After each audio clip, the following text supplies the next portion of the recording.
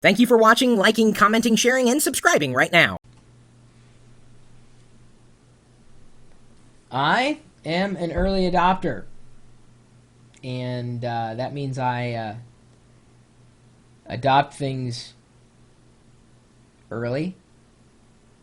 I tend to pick up on tech trends sooner than the average consumer, and love buying things, hot off the shelves. I just can't help myself. As a matter of fact, Ponzi just gave me a gift certificate today. It's an early Christmas present for entry into the Betty Ford Clinic for Geeks, and I'm going there soon. Promise you'll write. Well, we always take top 5 lists that are useful related to technology, hardware, software, the internet, general consumer trends, and you can email me your top 5 list, even if it's not related to technology. My email address is chris@pirillo.com, which is exactly where Pongo Sean emailed me the other day with his top 5 tips on purchasing technology items. With a subject line like that, how could you lose? So now I will read you his email. Hey Chris, here are my top 5 tips for purchasing tech that I thought would be some use to the community. And he's absolutely right. Number 5, oh, he's going backwards.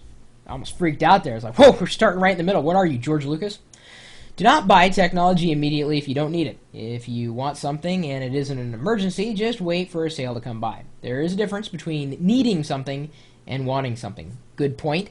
And it's also good to point out that you should, look on my blog for the latest coupons. I'm typically posting coupons that sometimes they're exclusive and sometimes they're just generally things that you're not going to find in your local paper. So, don't buy immediately. It's a good point. Number 4, I did 2, but I read 4.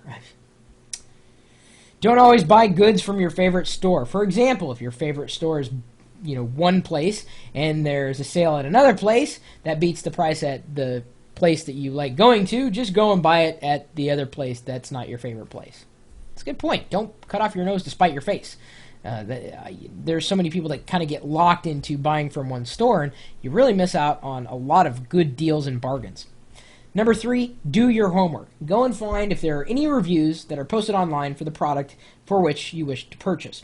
If there are negative reviews about the product that you're interested in, you might need to think twice before purchasing it. That's true. It's true for everything. Always do your homework. I've said that before. In fact, I think I said it in some videos I recorded today. But take both positive and negative reviews with a grain of salt. You have to look at the overall trend. So you look at a negative, and some people say, oh, I don't like this product because this is red. I was like, well, I don't care if it's red. Well, then that's really not all that negative, is it? You have to take negativity in perspective. Now, if everybody's complaining about the same things, like, oh, it breaks easily, or this keeps falling off, well, don't think you're going to be any different than those other consumers. So just be smart in doing your analysis. Number 2, be careful when purchasing used products. If you're not sure that you can trust a person on eBay selling a MacBook Pro, just go into the Apple Store and purchase a refurbished MacBook Pro so you don't have to worry about getting ripped off. Or we've also got a link to all the latest Apple coupons if you wanted to buy an Apple. Seriously, if you want to buy one, I've got some coupon hookups. In fact, I'm selling my MacBook Pro RAM. I have replacements because I upgraded. And I'm also selling my digital camera. Well, actually 2 digital cameras because I don't really need them. And I'm also selling one of my wireless mouses and an internal CD drive, and I'm also going to be selling my Fantasy moving club. If you find me on eBay, I'm trustworthy. Let me know. I just got these things. Number 1, do not always wait for new gadgets to be released onto the market. So by doing this, you will not end up buying anything in fear that there will be a newer, better version of the product. For example, I think he's going to clarify himself here. You are following a computer closely, and after it's released, you hear about the company working on a newer version, so you decide to wait for it. Once the newer version comes out, you hear them talking about an even newer version that will be out in the future, so you decide to wait for that. Well, it's a good point. I mean, there's never a great time to upgrade. I mean, you wait until the price is at a point where it's affordable in your range, and you don't really see a lot of new technology on the horizon. That's a good time. I've been holding off on buying a Mac Pro at this point because Apple hasn't announced the new ones yet, and there's been discussion and talk around them releasing it based on the Penryn chip, which is the new chip from Intel, and that is like leaps and bounds better than the current generation of Intel processors, or at least the ones in the Mac Pro, and well, for that matter, everything in Apple's line of hardware. So I know I'm going to wait until that's released, and then I'm going to upgrade.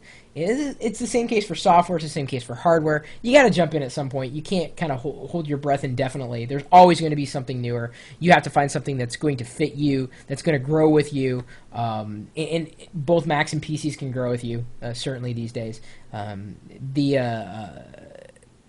point, though, to the whole thing is don't be quick to jump on new stuff. Do your homework. Find discounts and bargains online.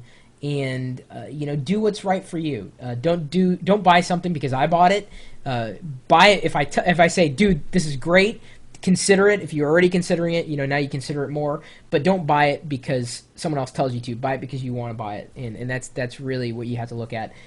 I almost didn't get this, and I didn't buy it. Ponzi, my wife, got it for me for my birthday, and it's kind of my story now. I know I probably did want. Okay, I did want it, but I just couldn't admit it. Right? You can't admit that you want something because then it makes the whole thing valid and everything. Good top 5 list. Really appreciate that, Sean. And if anybody else has got a top 5 list that I can pass along to fellow consumers of electronics, I'd be more than happy. You can email me, chris@pirillo.com, and you're also welcome to swing by our chat room where you can see me just gesticulating wildly throughout the day, sometimes up close, sometimes far away, sometimes in a galaxy far, far away, which is where I am tonight, actually, right now, because I got to go back onto eBay and list some of these items for sale. Anyway, you're welcome to swing by the chat room and typically talk tech with us, and sometimes we tackle other titillating topics, such as, why is this button red? I'm sorry. Anyway, the chat room is open 24 hours a day, 7 days a week at live.pirillo.com. See you later.